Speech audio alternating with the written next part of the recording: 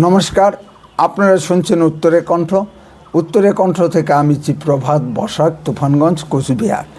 সুধী দর্শক মণ্ডলী, আপনারা আমার ভিডিওটি যে যেখান থেকেই শুনছেন তাদের সকলের প্রতি প্রীতি ও শুভেচ্ছা রইল। আশা করি ভালো আছেন। চ্যানেলটিকে লাইক, কমেন্ট ও সাবস্ক্রাইব করে এগিয়ে নিয়ে যেতে সাহায্য করুন। তৃণমূল কংগ্রেসের তরফ থেকে রাজ্যসভার জন্য 4 জন প্রার্থীর নাম ঘোষণা করা হয়েছে। এদের নামগুলি হলো কোয়েল মল্লিক, বাবুল সুপ্রিয়, শ্রীমতী মেনকা গুরুস্বামী এবং আমাদের বাঙালিদের কাছে অতি সুপরিচিত রাজীব কুমার। যেমন দল তেমন তাদের প্রার্থী চয়ন।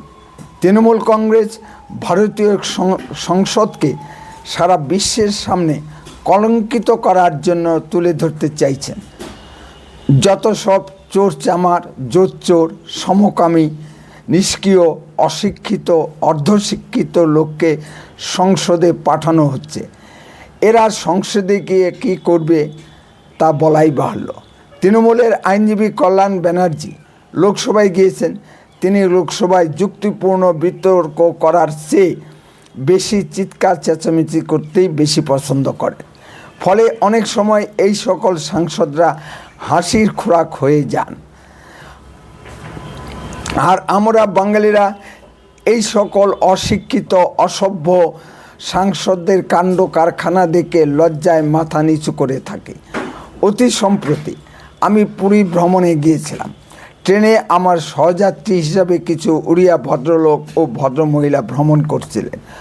খুব স্বাভাবিকভাবেই নানা আলাপচারিতায় পশ্চিমবঙ্গের মুখ্যমন্ত্রী ও তৃণমূলী সাংসদদের কাণ্ড কারখানা নিয়ে প্রশ্ন তোলে। আমি তাদের প্রশ্নের জবাব দিতে পারিনি। আসুন এক এক করে আলোচনায় আসি। প্রথমে আসি কোয়েল মল্লিক প্রসঙ্গে।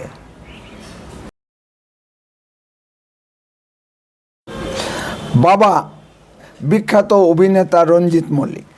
কিছুদিন আগে তৃণমূলের যুবরাজ শ্রী অভিষেক ব্যানার্জি রঞ্জিত মল্লিকের বাড়িতে গিয়েছিলেন। তখন অবশ্য বোঝা যায়নি যে তিনি এই প্রস্তাব নিয়ে গিয়েছিলেন।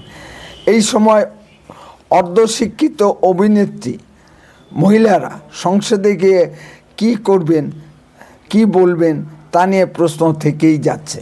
হয়তো হাসির খোরাক হবেন। যেমন অভিনেত্রী রচনা ব্যানার্জি কুইন্টাল কুইন্টাল জল দেখেছেন। রাস্তায় আস্তে আস্তে ধোঁয়া দেখে বলেছেন সারা পশ্চিমবঙ্গ জুড়েই কলকারখানায় ভরে গেছে। সামনে ঝড় বৃষ্টির মাস আসছে। কোয়েল মল্লিকরা হয়তো বাঙালিকে টন টন ঝড় বৃষ্টি উপহার দেবেন। আর আমরা বোকা বাঙালিরা তাই নিয়ে তাথই করে রাস্তায় নৃত্য করব। অভিনেত্রী বলে কথা। তবে এইটুকু বলতে পারি যে রঞ্জিত মল্লিক পরিবারে যেটুকু মান সম্মান ছিল সব ধুলোয় মিশে যাবে। পরাজয়ের প্রাক্কালে কেউ কি ইচ্ছা করে চোর দুর্নীতিবাজ তৃণমূলের জল কাঁধে তুলে নেয়? আসুন দ্বিতীয় নাম বাবুল সুপ্রিয় সম্পর্কে আলোচনায় আসি।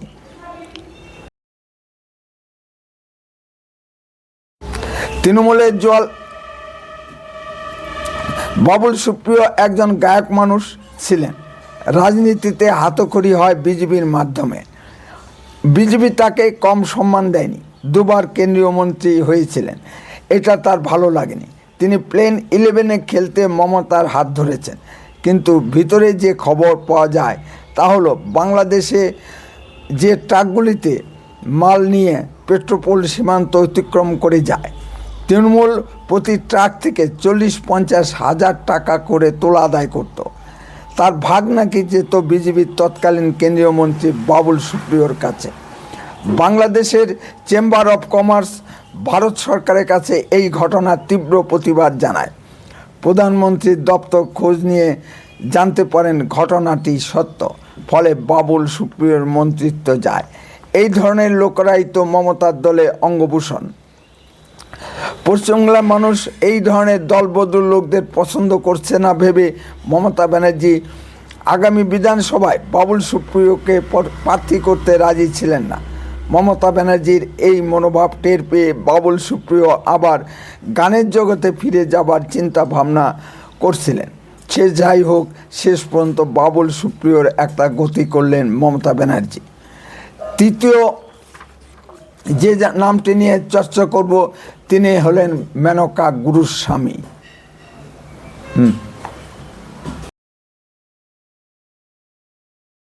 সুপ্রিম কোর্টের একজন প্রখ্যাত আইনজীবী।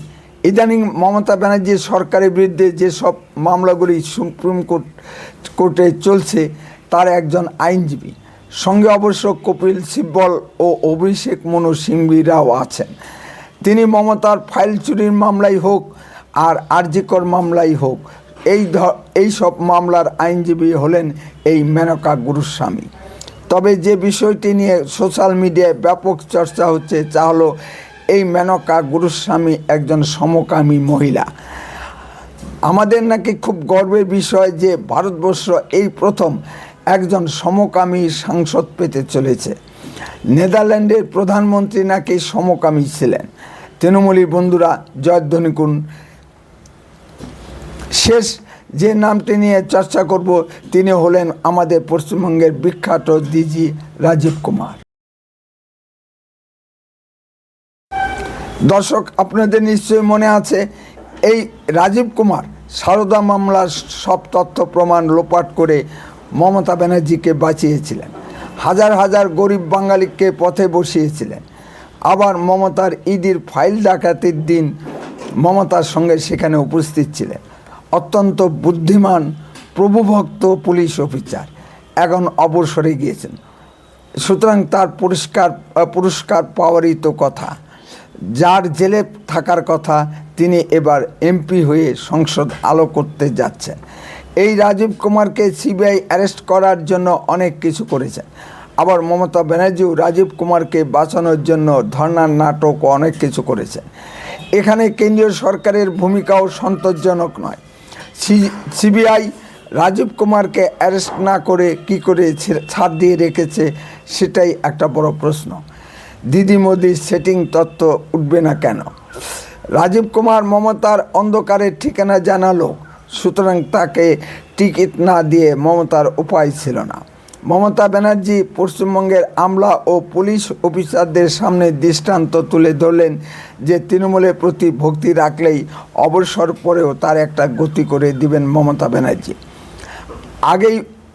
আগেই তো বলেছেন তৃণমূলের প্রতি আনুগত্য থাকলেই সেই অফিসারের প্রমোশন নিশ্চিত।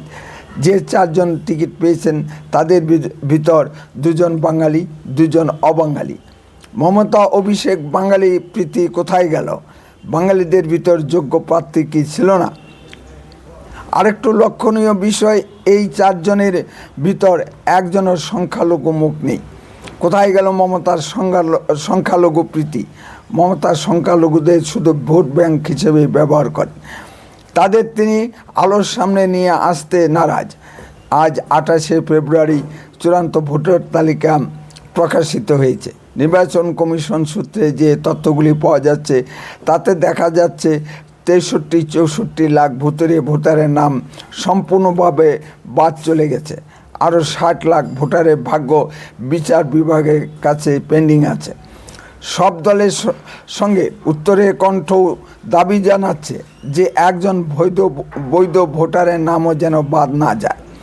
উত্তরের কণ্ঠ সেই সঙ্গে আরও দাবি জানাচ্ছে যে একজন অবৈধ ও ভুতুরে ভোটারের নামও যেন তালিকায় না থাকে, যেটা একমাত্র বিজেপি ছাড়া অন্য কোনো দল বলছে না। আমি যদি ভুল বলে থাকি কমেন্ট করে জানান। এটাই আশ্চর্যের। এত বড় একটা কর্মকাণ্ড ভুল ত্রুটি হতেই পারে।